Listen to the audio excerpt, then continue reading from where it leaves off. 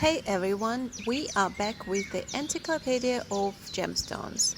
And yes, I know new episodes don't come out that often. That is because, first of all, we've got quite a busy lifestyle. And second, while the episode itself takes only 20 minutes to film, preparing the material sometimes takes weeks and occasionally even months. So last time we talked about pearl quality criteria. And if you haven't seen the previous episodes yet, stop right here. There is no point watching this one out of order. Start with part 1 and go step by step. You will find all the links in the description. Go ahead, rewind and watch them properly. And for those who already did so, let's look at this diagram. We have got the nacre layer, the conchylion layer and the nucleus. Think of it like a wall made of little bricks.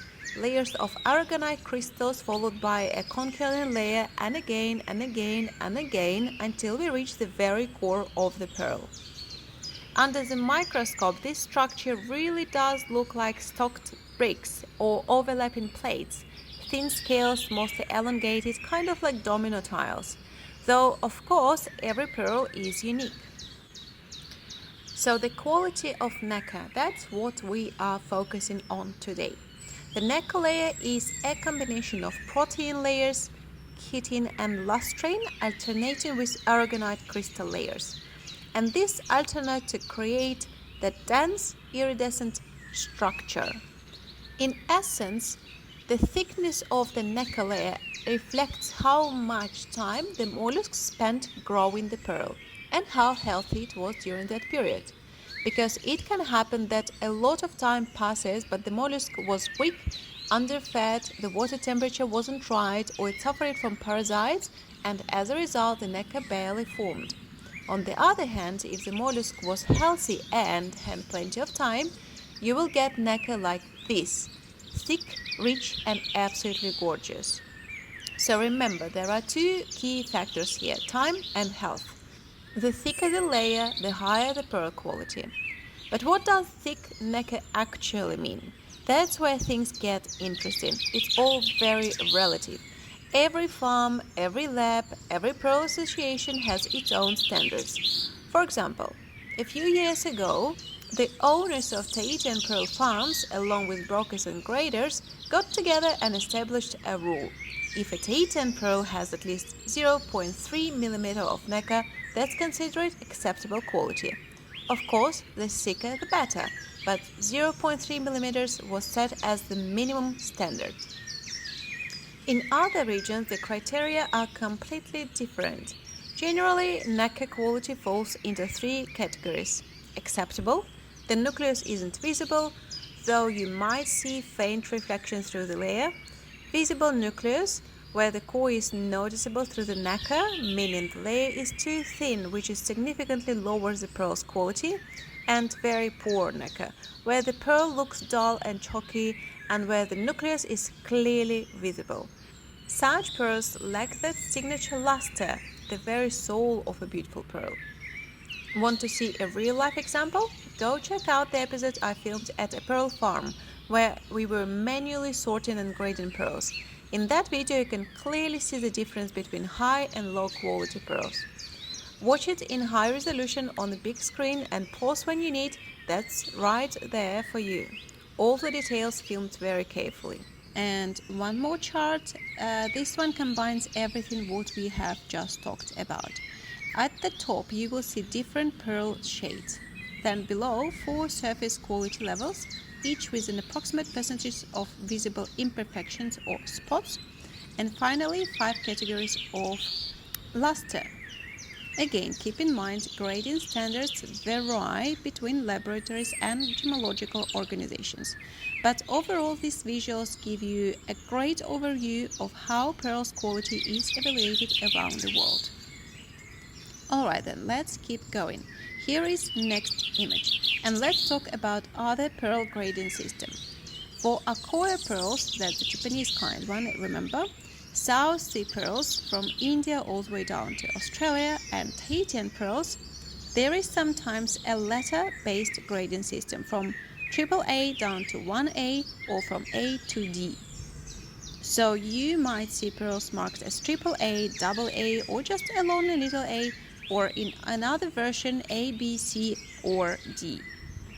This system originally came from Japan and is based on the same key evaluation criteria used by the GIA. And if you've never heard of GIA, Google it. It's one of the oldest and most respected gem labs in the world. The GIA style gradient takes into account things like luster, surface quality, shape, color, and matching consistency when pearls are strung together in jewelry or sold as a lot. According to this scale, a pearl can be anywhere from the luxurious AAA down to a humble A, or in some systems A through D. Now, what's the takeaway here? The grading systems differ. So whenever you are buying pearls, what should you do? First, look carefully.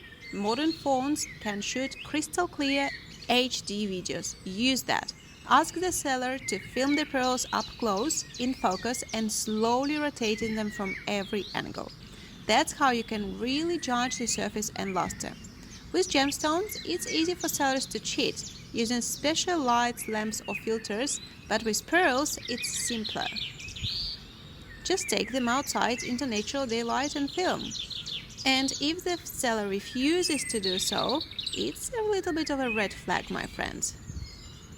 Now, within each latter category, there are defined ranges of what counts as acceptable imperfections or deviations from the ideal pearl.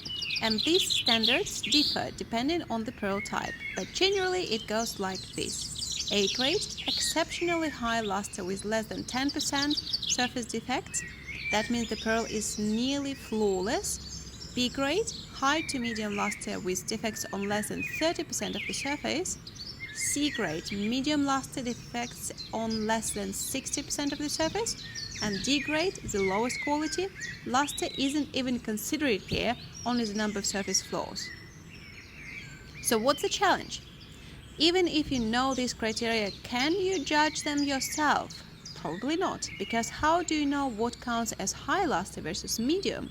To really understand that, you need visual experience. You need to have seen many pearls to build an eye for it. And if I were buying an expensive pearl strand, say something worth tens or even hundreds of thousands of dollars, and I didn't feel confident in my judgment, here is what I would do. I would ask for a high quality outdoor video, at least a minute long, around 200 megabytes in size. That's real HD footage. Then I would show it to a few independent experts, gemologists, appraisers, or professional graders. You can even pay for a consultation. It's completely normal. Spending $500 for a reliable opinion when you're about to spend $50,000 on pearls, that's just a smart move, I would say. Now, let's say you can fly in to see the pearls in person. Great. But honestly, what will you be able to tell by yourself? Probably not much. You would still need experts with you, ideally more than one, because I would never rely on just one person's opinion. And very important, the expert should be financially independent and not involved in the trade business. What does it mean? Well, if someone in London has been selling pearls for years and also happens to have their own stock to sell, and you ask them for an opinion about pearls sold by someone else, what do you think they will say? Of course, they will find problems with that one other seller pearls and subtly suggest buying from them instead. So you need someone completely uninvolved in pearl sales, a professional gemologist or appraiser who doesn't sell jewelry himself or herself, and ideally get several opinions, because every expert's assessment is, in the end, subjective. And of course, certificates matters too. The more the better. And please note, I'm not saying trust me blindly. Quite the opposite. Check everyone, including us. You know that feeling when you buy something and everybody you consult says, wow, that is a top quality piece. That just feels great. I know it myself. That satisfaction of owning something truly remarkable. Alright, let's dive deeper. Here is where things get really interesting. So the 888 grade, that's your near perfect pearl. It has an extraordinary high luster and a surface that's 95% free from the blemishes, practically flawless. Then comes double A, still a high quality pearl with strong luster and around 75% clean surface, meaning up to 25 may have minor imperfections. And finally the humble A, pearls with more than 25% visible surface defects and noticeably lower luster. Now take a look at this next image. Here we have something truly extraordinary, a level above even the top tier Akoya. This, my friends, is the Hanadama pearl. If we were talking cars, Hanadama is your Ferrari of the pearl world. Personally, I don't know much about sport cars, but I do know this. Hanadama is the elite among elites, creme de la creme. Even within the already prestigious Akoya pearls, which are luxurious, refined and very old money in the jewelry world, Hanadama stands apart, the best of the best.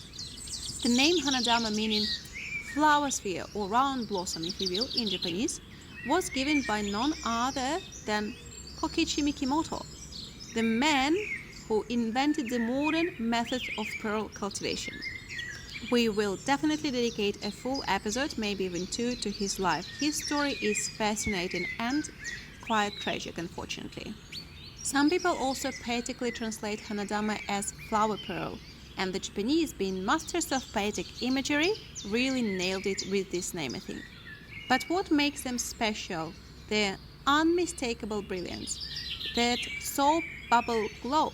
Seriously, the comparison is perfect. When you see a true Hanadama, its surface shines like iridescent soap bubbles, those rainbowy fluid reflections that shift with every angle.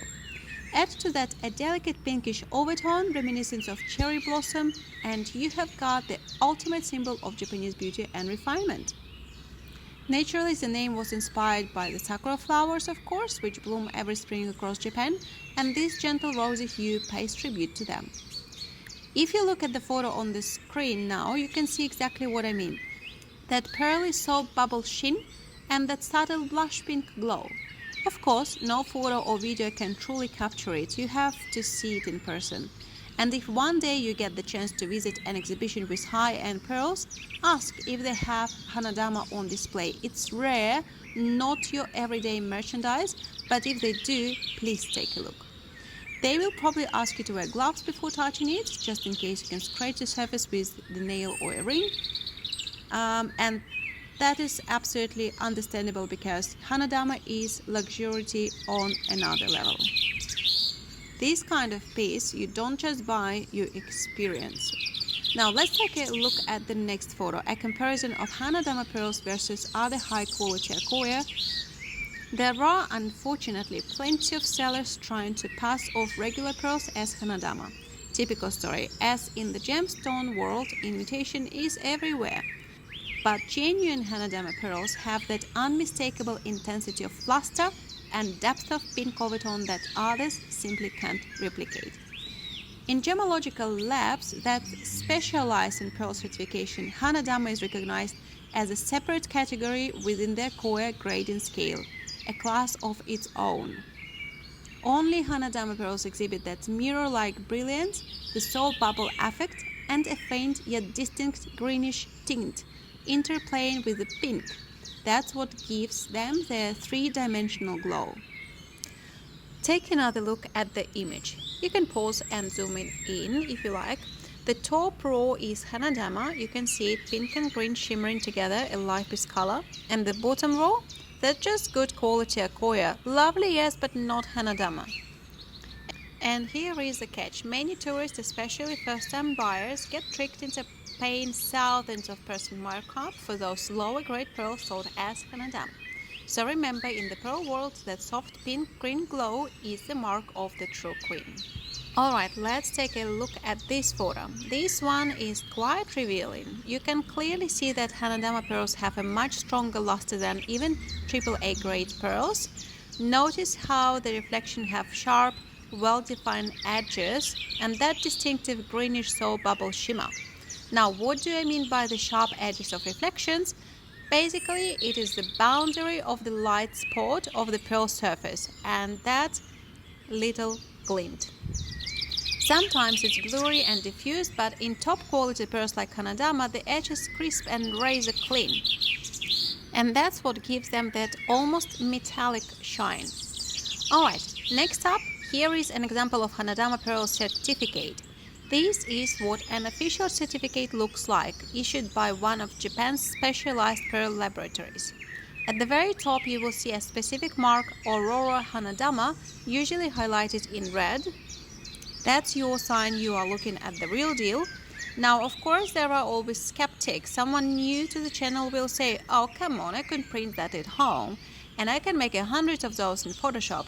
Sure, printing one is easy, but here is the catch. For many years now, actually for decades, authentic certificates have a QR code, usually in the bottom right corner. And that QR code links directly to the laboratory website where the original digital report is stored and verified. So yeah, you could fake the paper, but good luck hacking the lab's database and inserting your own fake report. That's slightly above the skill level of your average pearl scammer.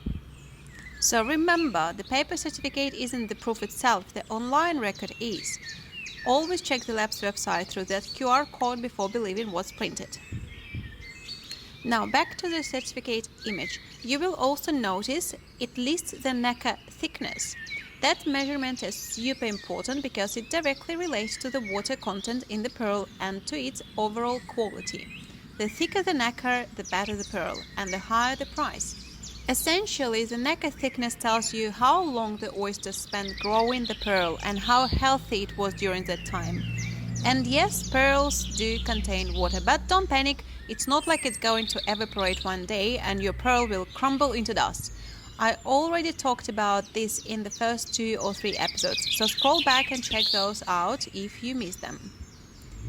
Now moving on, there is another image. The certificate also notes the presence of something called the Aurora effect, which is specific to Hanadama pearls and recognized by its particular Japanese lab. What is it exactly? The Aurora effect refers to the pearl's exceptional ability to reflect and refract light, creating that signature rainbow iridescence. And it's not just visible beauty, it's something that can actually be measured using a special device called the Aurora Viewer. This device measures the intensity of the pearl's iridescence. Basically, it measures how vibrant and multidimensional the rainbow sheen is. And one more important reminder, every gem lab has its own instruments and internal standards for pearl grading, so results, even for the same pearl, can vary slightly from lab to lab. I keep repeating this, but it's worth saying again, there is no single universal standards. Every organization has its own scale, and understanding those differences is key when you're buying and evaluating pearls. Alright, moving on to the next chapter, GRA Pearl Certificates. Let's take a look at the image. So how does a certificate from the world's most famous gemological laboratory, GRA, actually look like? And how do you read it correctly? Here is an example of a GRA certificate for a piece of jewelry containing pearls. We will go through it together. I'm not sure how clearly it is visible here, but you can easily find more examples just by Googling it. There are plenty online. The GRA certificate lists everything: the size, the shape, the color, the weight, the type of the pearl, and even the species of the mollusk that produced it. Pretty thorough, right? All that's missing is the mollusk's actual name, something like, this necklace was produced by Colin the oyster who worked hard on these 6 pearls. Now look at the next image. Here it says the piece contains 69 saltwater pearls and 1 freshwater pearl, with the biological species of each mollusk specified. And here is another important reminder. There is no universal rule that the freshwater pearls are cheap and saltwater pearls are expensive. It's all about quality. A truly high quality freshwater pearl can cost much more than a mediocre saltwater one. And we have talked about this before, but hey, repetition is the mother of mastery. Next image, here is a GRA certificate list in details the measurements and total weight of each pearl, as well as a full description of the jewelry piece. Now let's compare it to the Russian laboratory certificates, specifically the MCU's Gem Center in Moscow. Here is the image. And we have the piece of jewelry with pearls again. Unlike the GIA document, this version explicitly states whether the pearl were treated or not. And by the way, not all labs mention this. Sometimes you have to ask them to include it, otherwise this important detail might be omissed. Same goes for the origin. Some labs list it by default, others only if you request it. Keep that in mind, it's actually quite important. Let's say we are dealing with a gemstone like spinel. There is a famous Mahanga spinel from Tanzania, bright, vivid and highly valued. But there are also similar looking pink spinels from Sri Lanka, Burma or Vietnam, and their prices vary dramatically. So specifying the origin can seriously affect the value. Now, next image. The Gem Center certificate for pearls list size in millimeters, number of pearls, color and overtone, and shape. And in the comments section, they even include gradient comparisons, both according to the GIA criteria and the MCU's own system. In other words, MCU sufficiently provides two certificates in one following the American GIA standards and one following their internal standards. One of the newer but already respected players in the pearl certification world is the Donat Laboratory located in Bahrain. It's quite a young institution comparing to giants like GIA, which has nearly 100-year history, but Donat has already built a strong reputation, particularly for pearl expertise. And there is a reason for that. Bahrain still has active natural pearl diving today. Yes, real, wild, saltwater pearls. Now, I have to say this loud and clear. I absolutely do not approve of that practice. Remember what we have explained before. To find a single good natural pearl, divers destroy tons of mollusks. And that means entire marine ecosystem get wiped out. Coral, starfish, seagrasses, everything. You can't just pluck oysters gently. The seabed gets ruined in the process. So when people do that, they're literally destroying their own environment, the very nature they depend on, and it can never be restored once it's gone. Still, Bahrain's connection to pearls is ancient, truly thousands of years old. For instance, Pliny the Elder, writing in the 1st century AD, noted that pearl fishing in Tylos, that's the Greek name for Bahrain, was already well known in his time. For today, that will be all, my friends. See you in the next episode. We've got plenty more sparkling stories ahead.